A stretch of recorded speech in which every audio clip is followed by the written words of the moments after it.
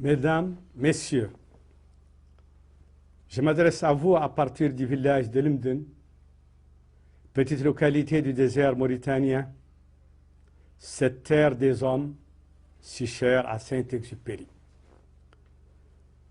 La magie des nouvelles technologies me permet de m'adresser à vous alors que vous êtes réunis dans les locaux de l'Assemblée nationale française, fière héritière de la Constituante de 1789.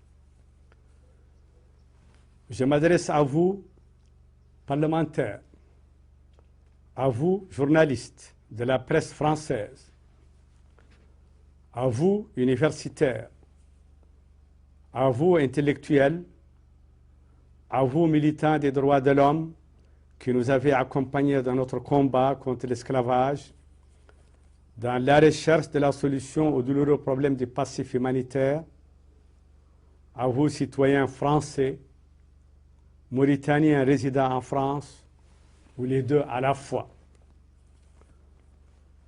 Je m'adresse à vous en ma qualité de président de la République islamique de Mauritanie, élu le 25 mars 2007 de façon libre et transparente par près de 53% de mes concitoyens et renversé le 6 août 2008 par mon chef d'état-major particulier. En effet, il y a 10 mois, le général Mohamed Ould Abdelaziz usurpa un pouvoir que les Mauritaniens m'avaient librement confié 15 mois auparavant. J'avais alors fait le serment devant Dieu, devant les Mauritaniens et devant nos partenaires, dont la France, de défendre la Constitution et de veiller au bon fonctionnement de nos institutions.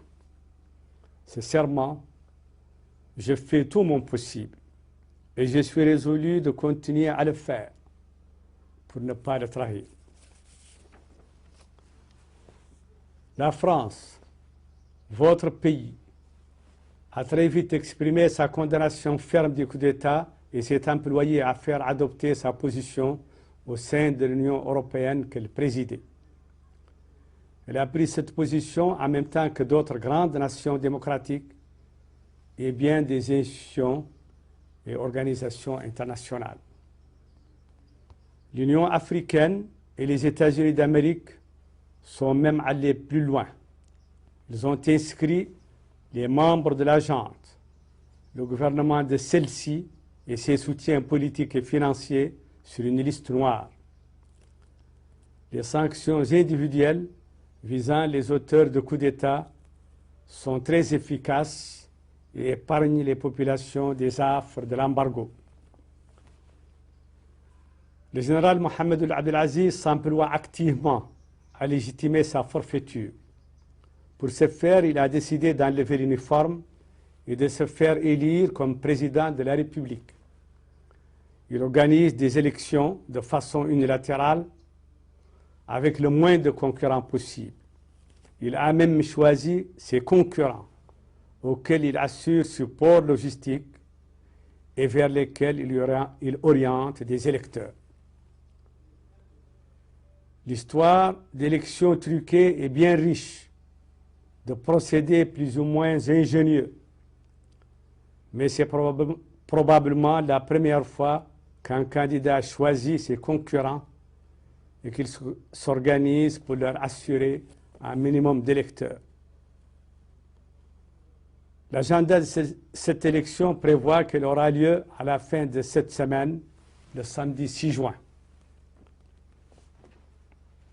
Bien qu'éloigné de la Mauritanie et ayant d'autres préoccupations, vous avez certainement reçu les échos des manifestations, sit-in, marches blanches et nuits blanches que les Mauritaniens, et de façon remarquable les Mauritaniennes, ont organisées et continuent à organiser contre le coup d'État et contre l'agenda unilatéral de la junte. Des femmes ont été battues, des parlementaires vêtus de leurs écharpes d'élus ont été maltraités et certains d'entre eux ont été passés à tabac par les forces de l'ordre. Le Premier ministre, M. Yahya Ould Ahmed Waqf, et plusieurs de ses collaborateurs sont en prison. Le pays est bloqué depuis 10 mois, livré à des règlements de compte de toutes sortes et à l'appétit de clans et de factions qui s'empressent de le piller avec méthode et un savoir-faire consommé. Tout cela, pourquoi? Tout cela parce qu'un officier de l'armée a estimé que le président de la République, son supérieur hiérarchique, ne devait pas le limoger et qu'il menait une politique qui ne lui convenait pas. Mesdames et messieurs, les partenaires de la Mauritanie, organisés un groupe international de contact, sont de nouveau au chevet de notre pays. Je les en remercie bien vivement. Mais j'ai dit à mes compatriotes que la solution ne pourrait venir que du dialogue entre Mauritaniens. J'ai été élu pour 5 ans. Mon mandat court donc jusqu'en 2012. Mais j'ai dit à mes compatriotes, y compris à ceux qui se sont fourvoyés dans le soutien de l'anticonstitutionnalité, de se mettre autour d'une table et de débattre de leurs problèmes.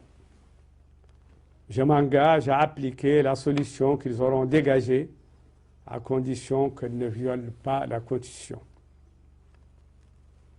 Mesdames, Messieurs, le putsch du général Mohamed Ould Abdel Aziz a ouvert la voie à bien d'autres sur le continent africain. Mais ce putsch n'est pas encore complètement consommé.